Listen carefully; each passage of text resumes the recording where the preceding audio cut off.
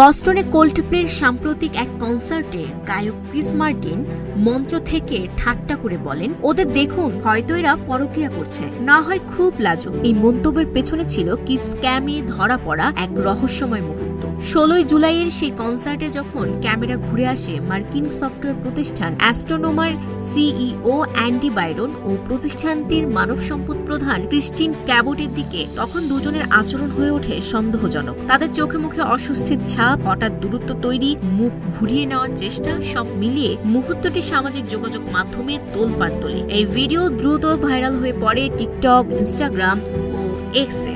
ভিডিওটি ছড়িয়ে পড়ার পর জানা যায় অ্যান্ডি বাইরন বিবাহিত এবং নিউ ইয়র্কে তার স্ত্রী মেগান ক্যারিগান বাইরনের সঙ্গে বসবাস করেন। কনসার্টে তার পাশে থাকা ক্রিস্টিন ক্যাবোট শুধু সহকর্মীই নন, মানব সম্পদ বিভাগের প্রধান হিসেবেও আছেন। এখনো পর্যন্ত অ্যাস্ট্রোনোমার পক্ষ থেকে এ বিষয়ে কোনো আনুষ্ঠানিক বিবৃতি আসেনি। তবে নেটিজেনদের মধ্যে প্রশ্ন উঠেছে, একজন সিইও ও HR প্রধানের এমন ঘনিষ্ঠতা কি প্রতিষ্ঠানের নৈতিকতা ও কর্মপরিবেশের উপর প্রভাব ফেলতে পারে না? Sabikun Nahar, Sadia, news flash 71।